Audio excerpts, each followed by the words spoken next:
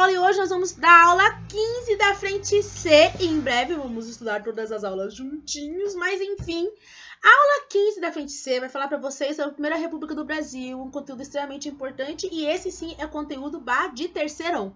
E o que vocês vão ver aqui, tá? A Primeira República do Brasil, parte 1, tá aqui para vocês porque a Primeira República do Brasil, que a gente costuma dizer, é a República Velha, que vai de 1889 até 1930, e eu vou dividir em duas etapas. E na aula de hoje, eu vou explicar para vocês a República da Espada. Em outras palavras, na aula de hoje, eu vou explicar para vocês o início dessa república, conhecida como República Velha, como que foi aí a época dos primeiros presidentes do Brasil, quais foram os babados, babadeiras que aconteceram, tá? E olha, gente, tem babado, porque quando se trata de Brasil, é uma história bem louca, né? Para algumas coisas. Então, olha lá. 1889.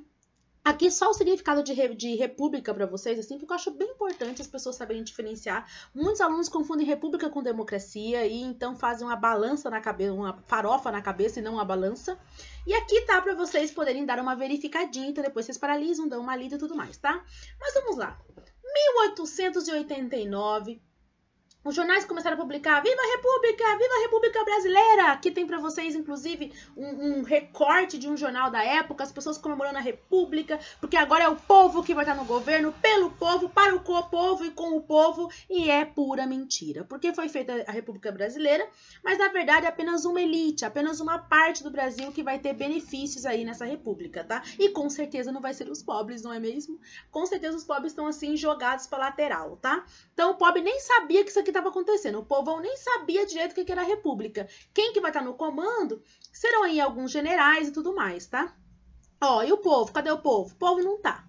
Então vão ser os generais, vão ser os grandes donos de café. Quem é que se envolveu com a República Brasileira? Só dando uma relembrada, porque eu acho que eu cheguei a comentar com vocês isso aí em uma das minhas aulas. Ó, quem realmente se envolveu com a instituição da República foram os militares, que há muito tempo almejavam poder nesse país, as oligarquias que queriam, as oligarquias que eu digo são os grandes donos de terra, grandes donos de cafezal principalmente, que queriam aí que o país beneficiasse o café ou o que eles tivessem, enfim. A indústria, os burgueses, a burguesia industrial que queria o apoio do Brasil e achava que o rei não dava apoio suficiente, e os republicanos, que eram grupos políticos que queriam muito uma república. São esses grupos que participaram da proclamação da república e são esses grupos que terão benefícios nesse governo, principalmente a elite agrária. Eles terão um poder assim imenso. Mas nos primeiros anos de governo, quem vai estar no poder vão ser os militares, vão ser os generais. Por isso que a gente fala República da Espada, que vai até 1894, que é o tempo que durou aí a República da Espada, tá? Começando em 1889. Só que assim, tá, os generais entraram no poder então, o povão não participou, oligarquia continua com poder, e como é que foi se construindo aí essa República Brasileira?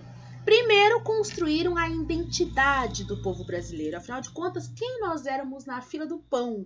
Tudo bem que a independência já tinha sido declarada desde 1822, só que o Brasil, ele não era Brasil. Ele era visto como um remendo de Portugal até a época da República ainda. O Brasil não tinha uma identidade, o Brasil não tinha uma cara, ele tinha que construir isso. Portanto, foi feita a bandeira do Brasil, né, fazendo referência aí a algumas coisas importantes, como as matas brasileiras, o nosso ouro, ou seja, nossas riquezas, e por aí lá vai, tá? E aqui a frase ordem e progresso, que é uma frase republicana, porque é o projeto republicano que vai prevalecer nesse país. Aqui vai ser feito o hino, né? Gigante pela própria natureza, es bela, es forte, impávido, colosso, que a maioria das pessoas erram a letra, e por aí lá vai.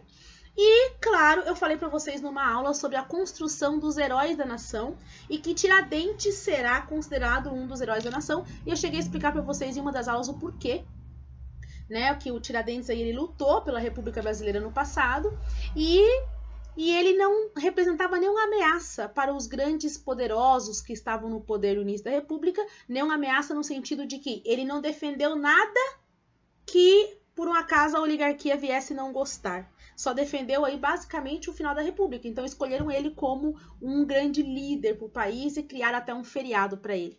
Essa imagem aqui eu cheguei a comentar com vocês, eu acho, né, de que o corpo dele, essa imagem é feita, o corpo dele esquartejado no formato do mapa do Brasil, a pintura foi feita para poder reverenciar um pouco mais o país, para poder fazer com que ele fosse visto mais como herói. Bom, agora vamos ver os presidentes, né? Vamos ver aí na lata como é que foi o negócio. O primeiro presidente foi o Deodoro da Fonseca. E o Deodoro da Fonseca, ele participou aí da Guerra do Paraguai, ele era visto como um herói no Brasil, então ele participava do grupo republicano, né, do Partido Republicano, participou também do Clube Militar, que era um clube que lutou contra a monarquia, e ele era amigo do rei. Ele gostava do rei, mas o rei fez algumas coisas que para ele não achou muito legal, e ele queria muito a república também, mas assim, ele chegou a escrever que ele lamentou muito o fato do rei ter que ir embora do país e tudo mais. Mas a questão é que, no fundo, o que ele queria era uma república. Então ele entrou no poder e esse é o nosso primeiro presidente, o Deodoro Fonseca. Não foi eleição, não foi nada, porque foi um golpe, né? Mas enfim, esse é o primeiro presidente. Nasceu em 1827, morreu em 1892, um pouco depois que ele vai sair do governo, e vocês verão, então, como que será esse governo dele, tá? O governo do Deodoro Fonseca, ele é um governo provisório, porque como foi um golpe, então ele está ali provisoriamente organizando a República Brasileira para que depois dê conta que as outras pessoas deem conta do que tem que dar, né? O país comece a se estruturar, a República fique melhor, e bleblebleski, e bleblebleski. Mas assim, quais foram as primeiras medidas dele? Então, como que foram as primeiras medidas do nosso primeiro presidente do Brasil? Ele vai extinguir o Conselho de Estado. O Conselho de Estado era um órgão muito importante da monarquia que decidia as principais coisas do país. Ele vai extinguir porque ele quer acabar com tudo que lembre a monarquia, para que a república consiga se estruturar com força. Ele vai nomear interventores estaduais. Interventores estaduais são como governadores do estado, só que ele vai colocar pessoas que sejam de confiança dele, porque ele precisa retirar aquelas pessoas que estavam no governo antes, porque as que estavam no governo antes eram de confiança do rei, que foi embora do país. Então ele precisava tirar ali para ele poder garantir que não teria nenhum tipo de traição. A família real será expulsa do país e ele lamentou diversas vezes essa expulsão, mas ele falou que era necessário para não correr o risco da monarquia voltar. O país vai se transformar em um estado laico, vai separar a igreja de estado, né? Então, a partir desse momento, nós podemos ter a religião que a gente quiser ou não ter religião nenhuma e ninguém pode implicar com isso, mas nós sabemos que nem sempre isso funciona, porque dependendo da religião que você é perseguido e você é mal visto no país. Mas na lei está lá escrito que o estado está separado da igreja e que tem que ser cumprido. E ele vai naturalizar os estrangeiros que viviam no país, porque existia uma longa briga em relação a isso, e também porque o país estava com muito estrangeiro na época. Então vamos naturalizar logo esse negócio aqui, vamos colonizar as terras que precisam colonizar, principalmente da região sul e outras coisas ali, e pronto, acabou. Os imigrantes vão adorar essa parte aí, né?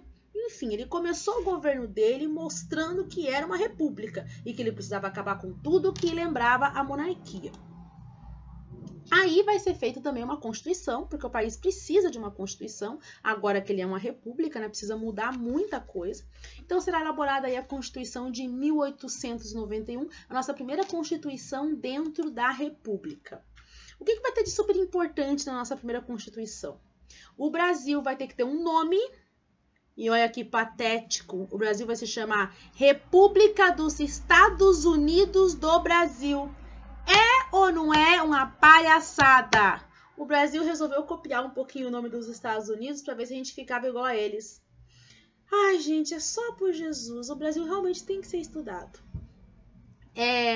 Províncias passaram a se chamar estados, ou seja, estado do Paraná, Santa Catarina, São Paulo, Rio de Janeiro, enfim, não se chamava estado no passado, se chamava província, porque nós éramos uma monarquia, mas aí vai passar a ser chamado de estado. O Estado laico, que eu falei para vocês que é a separação entre igreja e Estado, vai trazer consigo uma novidade no Brasil. O casamento civil e o cemitério civil. Cemitério é cemitério, mas casamento civil, ele vai ser extremamente importante, porque agora o seu casamento não depende mais da igreja em si, ele depende do cartório. Então agora é mais regulamentado esse negócio de repartição de bens e tudo mais. Inclusive o casamento importante, judicialmente falando, é o do cartório. O da igreja é só em nome de Jesus, da fé e por aí lá vai. Só que antes da República Brasileira, não tinha o casamento no cartório não, gente. Era só a igreja e pô, acabou. E claro, nós teremos aqui uma outra coisa muito importante, que é o poder, os 3 poderes, né? Executivo, legislativo e judiciário, que isso é topzera. Aí tá aqui mostrando para vocês quem que é quem. No governo federal, quem é que tá no executivo? O presidente da república. No legislativo tá o Senado e a Câmara, que são os que fazem as leis, né? E no judiciário tá os tribunais federais. E daí aqui no estadual, né, no estado, o executivo é o governador do estado, o legislativo são assembleias, né, legislativas, e o judiciário é os tribunais de justiça. Enfim, funciona assim até hoje. Então é muito importante que nós entendamos que muita coisa que foi feita nessa Constituição funciona assim até hoje. O nome do Brasil mudou, mas em relação ao resto que eu falei para vocês aqui nessa tabela, permanece a mesma coisa. Tem outras cositas nessa lei, que é o direito ao voto, que foi dado apenas aos homens, né? As mulheres só vão votar no Brasil lá depois de 1930, que nem vão chegar a votar, só vai ser aprovado, daí vai ter uma ditadura, elas não vão poder votar, vai ser um auê, mas é só depois de 1930 que vai ser visto isso. Então, na República Velha vai ser homens maiores de 21 anos, que não pertencessem a nenhuma ordem religiosa ou militar, de baixa patente, claro, ou seja, se você fosse ver mesmo, era 10% da população que podia votar, sabe? Ah, tinha que ser alfabetizado também, né? Então, assim, tipo, já excluí ali mais um monte de homens, né? Não existe, sem eleição para prefeitos e presidentes do estado, ou seja, você votava ali no presidente, mas quem iria escolher os prefeitos, quem ia escolher os governadores era o próprio presidente, o que fazia com que ele tivesse um poder imenso. Depois que vão fazer eleições aí para a prefeitura e eleições para o estado mais tarde, só que mesmo depois que eles fizerem vai ter tanto roubo na urna que é a mesma coisa de não fazer. O voto vai ser aberto, o que facilita o roubo, porque você faz chantagem para as pessoas, daí as pessoas têm que votar em quem você quer. Ah, é um auê. Liberdade de associação. Você tem liberdade de fazer aí as suas associações, seus grupos, seus clubes, só que sem armas, né? Porque, né? Senão o pessoal já puxa a peixeira aí, já briga e já acabou. E o habeas corpus, que era uma novidade para a época o Brasil ter feito isso. Então, assim, em relação à lei, essas são as principais mudanças que o Brasil faz.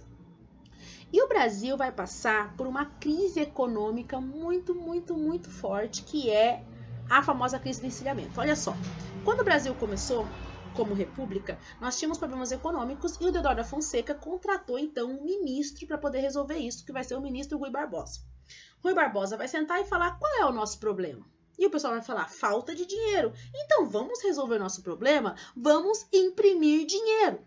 Mas na cabeça dele, ele pensou em imprimir dinheiro, imprimir dinheiro assim, só para constar, a gente não pode sair imprimindo dinheiro à toa, não. A gente tem que imprimir dinheiro na Casa da Moeda de acordo com a riqueza do país. Se você imprimir a mais, você vai desvalorizar a moeda. Então ele foi lá imprimir dinheiro. E esse dinheiro que ele imprimiu a mais, que não deveria ter sido impresso, ele vai investir, financiar as indústrias. Porque se as indústrias crescessem com o tempo, ninguém nem ia perceber que foi imprimido dinheiro a mais, porque o Brasil teria crescido economicamente. Na cabeça dele ia dar certo. As pessoas iam pegar o dinheiro e investir nas indústrias. Na prática, as pessoas pegaram o dinheiro e foram viajar, aumentaram a casa, fizeram um churrasquinho. Pouquíssimas pessoas realmente investiram nas suas indústrias, então não aumentou o emprego, não aumentou a economia e o Brasil vai entrar numa inflação louca do caramba por causa dessa ideia que o ministro Rui Barbosa teve, gente. É claro que isso vai recair sobre o presidente, afinal de contas o presidente é o Deodoro da Fonseca, né? E assim, nessa crise econômica que nós teremos, nós vamos chamar esse sistema, essa tentativa de levantar a economia aí no nosso primeiro governo de crise do encilhamento, porque vai ser comparado à forma com que os cavalos ficam antes da saída antes deles saírem assim para correr, eles ficam encilhados. E o que a gente faz? A gente aposta nos cavalos. E o que o Rui Barbosa fez? Ele apostou na economia. E se deu mal, né? Porque poderia falar que o nosso cavalo chegou por último, mas ele nem saiu, né? Nós nos demos muito mal. E quais que foram as ações dele? Como que ele lidou com a crítica? Como que ele lidou com esse primeiro governo, que tinha muita crítica em relação à economia que ele fez? Tinha muita auê, assim, afinal de contas, tinha gente que reclamava porque era república e não queria república. Então, como que ele vai lidar? Gente, ele vai lidar de forma extremamente autoritária. Pra vocês terem noção, em dezembro de 1889, pouco tempo depois ele assumir, porque o Brasil proclamou a república aí no dia 15 de novembro, então, ali menos de um mês Ele vai censurar os jornais. O nosso rei Dom Pedro II não censurava jornais. Nós vamos iniciar uma república que falava de liberdade com um jornal censurado. Ele vai doar cargos públicos para a família dele, o que cá entre nós não é novidade no Brasil, né? Que isso acontece, até hoje em dia ainda acontece, então imagina quando o Brasil começou.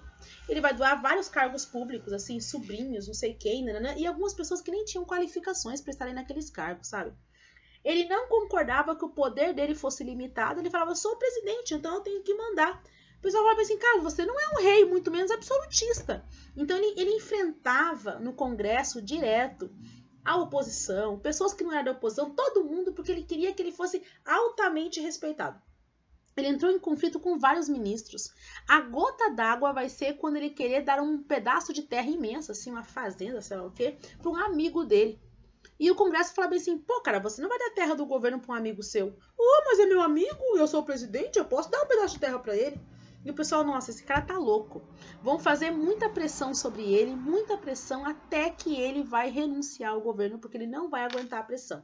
Então, o primeiro governo aí do Deodoro Fonseca vai ser marcado pela elaboração da Constituição, pela construção dos símbolos brasileiros, a bandeira, um hino, os heróis do Brasil, e vai ser marcado também por um governo que já começou extremamente conservador. Então, a monarquia caiu, mas a estrutura social continuou basicamente a mesma. Enfim, quando o Deodoro Fonseca saiu, quem vai assumir vai ser o vice dele, o Floriano Peixoto, tá? Então, o Floriano Peixoto, ele entra no governo, e logo após ele entrar, aqui estamos mostrando para vocês assim, 1981, mas não é 1981, tá? O professor digitou errado, 1891, e na verdade ele só vai efetivamente assumir o cargo dele de verdade em 1892, mas em 1891 já é chamado aí, tá?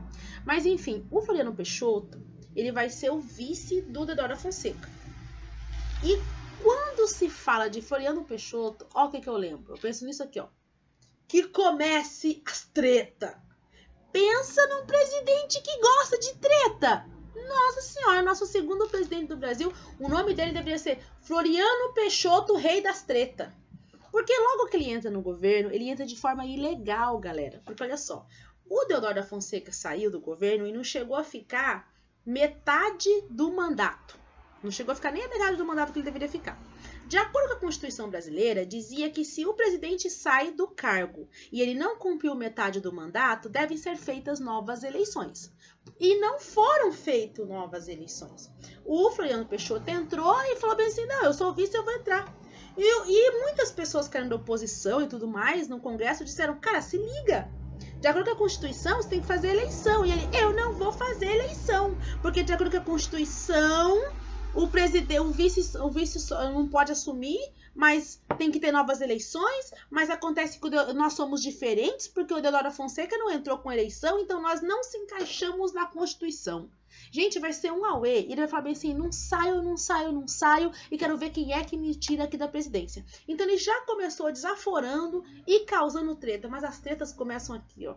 Vou explicar pra vocês por que ele é um presidente treteiro. O Floriano Peixoto vai passar por várias revoltas no governo dele, e ele vai ter as chamadas revoltas armadas, que vão ocorrer em 1892 e em 1893. As revoltas armadas são pessoas da Marinha que não concordam, principalmente da Marinha, que não concordam com o governo dele. Porque assim, ele é um militar, mas não são todos os militares que concordam com ele. Muitos acreditavam que tinha que ter eleição, sabe? Do tipo, cara, você tá aí de forma ilegal. E entre os militares que não apoiavam, alguns militares da Marinha vão questionar o Floriano Peixoto. E, portanto, em 1892, nós teremos uma revolta, que é a revolta de Santa Cruz e de Lages, que na verdade é duas revoltas, mas que a gente resume em uma só em 1892, porque elas tratam do mesmo tema, elas têm os mesmos tipos de pessoas, que é a revolta armada de 1892, que é essa aqui, tá? Revolta de Santa Cruz e de Lages. O que vai ser essa revolta? Alguns generais que não apoiavam o governo do Floriano Peixoto, na verdade, mais especificadamente 13 generais, vão fazer um abaixo-assinado e vão causar, chamar atenção e falar, Floriano Peixoto, foto o pelo, saia daí e faça eleição. O Floriano Peixoto, desaforento, como só ele, falou assim, oi? Alguém tá mandando o presidente sair? Quem que é? E o pessoal falou assim, ô, Floriano, são 13 generais, cara. General, alta patente, aquela coisa toda assim, sabe? Respeitadíssimos. O que o Floriano Peixoto fala? Prende. Prende tudo. Eu quero todo mundo na cadeia. Eu não quero nem saber. Gente, ele mandou prender os generais vão ficar puto da vida. Eles jamais imaginaram que o Floriano iria mandar prender eles. Então o Floriano era assim, ou ele falava prende, ou ele falava mata. Então é uma das duas coisas. Eles têm que ficar felizes que ele falou prende, que ele não falou mata. Então ele vai encarar essa revolta aí armada de 1892. Ele vai ter outros problemas, como por exemplo, ele vai enfrentar os jornalistas. Em abril de 1892, ele vai ficar muito puto porque ele já tinha feito uma lei antes, quer dizer, o Deodoro tinha feito uma lei antes censurando o jornal, e o Fernando Peixoto não gostava também que falassem mal dele, tá? Então ele também censurava de vez em quando. Entretanto, os jornais estavam nem aí e continuavam falando o que eles achavam que eles tinham que falar. E nós vamos ter aqui alguns jornalistas, alguns poetas, alguns escritores que serão presos no governo de Floriano Peixoto por enfrentarem, como pode-se dizer, a autoridade do presidente. Eu coloquei dois para vocês aqui, que eu acho que nem aparece na apostila de vocês, mas porque eu gosto que vocês vejam outros personagens, para além daqueles que aparecem na apostila, que infelizmente às vezes são esquecidos aí no país. Nós temos aqui o José do Patrocínio e o Olavo Bilac. O José do Patrocínio, ele foi um jornalista, ele nasceu em 1853, ele era negro, mãe negra, pai negro, ele negro, obviamente, né, porque se não fosse seria um mínimo estranho nesse processo aí. E ele conseguiu o que poucos jornalistas conseguiam. Ele conseguiu, não que poucos jornalistas conseguiram, o que poucos negros conseguiram. Ele conseguiu virar jornalista. Ele conseguiu estudar coisa que raramente se conseguia na época. E ele sempre foi um militante, sabe? A favor das causas das pessoas negras, a favor da injustiça que os negros sofriam e tudo mais. Na época da escravidão, ele defendeu o fim da escravidão. Então ele era um cara bem ativo, assim. E ele também achou que esse governo era injusto, que o presidente era muito autoritário, tinha um poder muito centralizado em suas mãos, assim, muito centralizador. E ele também achava que deveria ter uma eleição aí, né? Enfim, afinal de contas, o primeiro presidente já foi através de golpe, daí o segundo entrou aí sem eleição. Então ele expressava isso em um jornal que ele trabalhava e também em algumas poesias. Vai ser preso. Gente, o presidente mandou prender 13 generais, por que ele não ia mandar prender um jornalista negro, com todo o preconceito que existia na época ainda por cima, mas 2 toques estava preso. O outro vai ser o Olavo Bilac, que também era jornalista na época, e vocês já devem ter ouvido falar do Olavo Bilac. Em Medianeira, aqui em Medianeira, né, que vocês estão em São Miguel, enfim, tem uma escola chamada Olavo Bilac e tudo mais, e ele também vai mostrar a oposição dele no jornal e pá, preso também. Porque aqui o negócio é assim como o Floriano Peixoto, o cara falava prende ou mata, e ponto, acabou. Aí, uma outra treta, que essa aqui não vai ser tretinha não, essa aqui é treta raiz, treta. Vai ser a Revolução Federalista do Rio Grande do Sul. Qual que era a treta do Rio Grande do Sul que vai envolver o Floriano Peixoto, né? Olha, lá no Rio Grande do Sul, existiam muitas brigas de partidos políticos antes mesmo da instituição da República. Então, após a República, a coisa só vai piorar em relação a isso, tá? Então, quem é que vai comandar e quem não vai comandar o governo do Rio Grande do Sul.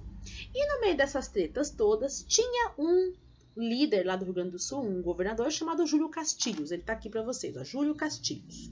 O Júlio Castilhos era centralizador, apoiava um governo centralizador e muitas pessoas no Rio Grande do Sul não apoiavam o governo centralizador. Muitas pessoas no Rio Grande do Sul queriam que o governo fosse um governo no qual os estados brasileiros possuíssem uma autonomia um pouco maior. Então elas eram contra o que o Júlio Castilhos falava. Quando eu digo elas, não era todo mundo, tá? Mas boa parte das pessoas aí não iam com as fuças do Júlio Castilhos.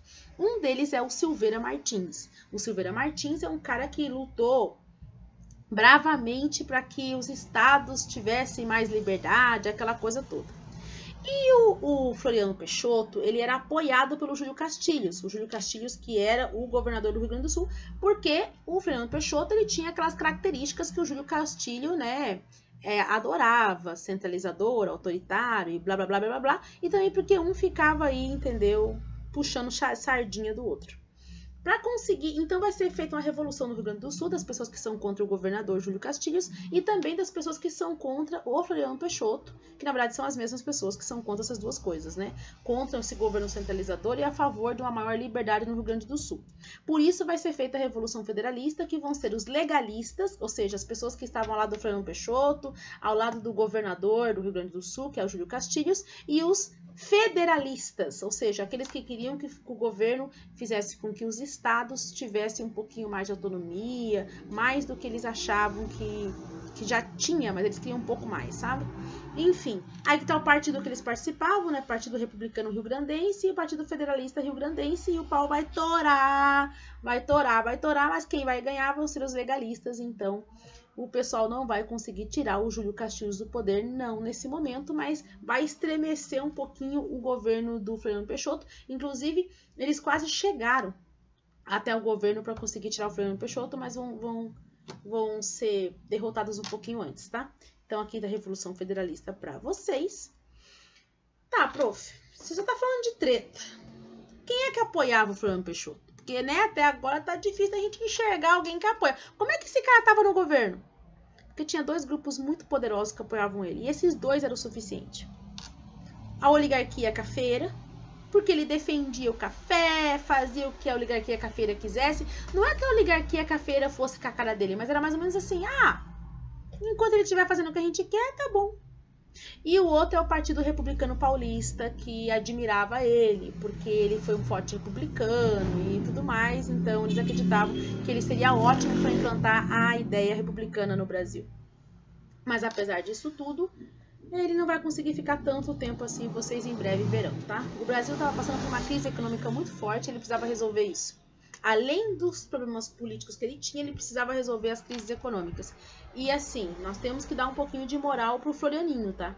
Se tem uma coisa que o Floriano Peixoto fez direito, foi tentar resolver a crise econômica. Não é que ele resolveu, você fala bem assim, meu Deus, como ele resolveu a crise econômica, mas ele deu uma breve melhoradinha nas coisas. Olha na parte econômica o que o Floriano Peixoto fez, tá? Isso aqui são as principais medidas do Floriano Peixoto. Ele vai reduzir os valores dos aluguéis, porque tinha muita gente que estava indo para as ruas, né? Muitos cortiços e muitas coisas que as pessoas não tinham para onde ir. Então ele vai exigir que esquece que a pessoa tá gaguejando com essa palavra hoje, mas ele vai falar bem assim, olha, eu quero que abaixe os aluguéis. Ele vai reduzir alguns alimentos, inclusive a carne, o que me surpreende, porque é difícil ter a redução da carne quando tem esse negócio de redução de alimentos, mas para fazer com que as pessoas passassem menos fome, né? E ele vai decretar subsídio federal à indústria, ou seja, um incentivo financeiro às indústrias para gerar mais emprego e também para aumentar a economia. Prof, mas tirar dinheiro da onde para subsidiar as indústrias? Do tacho, sabe o fundo do tacho? O porquinho do governo, as moedas que ainda existiam, seria investida na indústria. E foi aí que, tentando melhorar a economia, ele vai perder os poucos grupos que apoiavam ele. Na verdade, um dos grupos muito poderosos, que vai ser a oligarquia. A oligarquia não concordava que tivesse incentivo à indústria, queria que tivesse apenas incentivo à agricultura. Então, um dos grupos que mantinha ele no poder vai ficar contra ele. Então, em 1894, acaba o governo dele sem apoio político. Não tem mais como ele permanecer no governo, nem que ele queira. Ele não vai ser eleito pelas pessoas porque tinha muita treta aqui no país. Ele arrumou treta com muita gente também. E aí é feito as eleições para um novo presidente. E quem vai começar a governar será a oligarquia. Acaba a República da Espada, esses caras saem do poder e a oligarquia entra no poder, gente. É um auê. E é muita informação. Portanto, a partir de agora não, há muito tempo você tinha que fazer isso, né, gente? Mas agora ainda mais, fiquem bem atentos. Se bem que em breve vocês vão estar ao vivo e a cores com a minha pessoa. E dá pra vocês irem interagindo e fazendo perguntas no meio. É isso, amoras da prof. Beijos de luz e bye bye!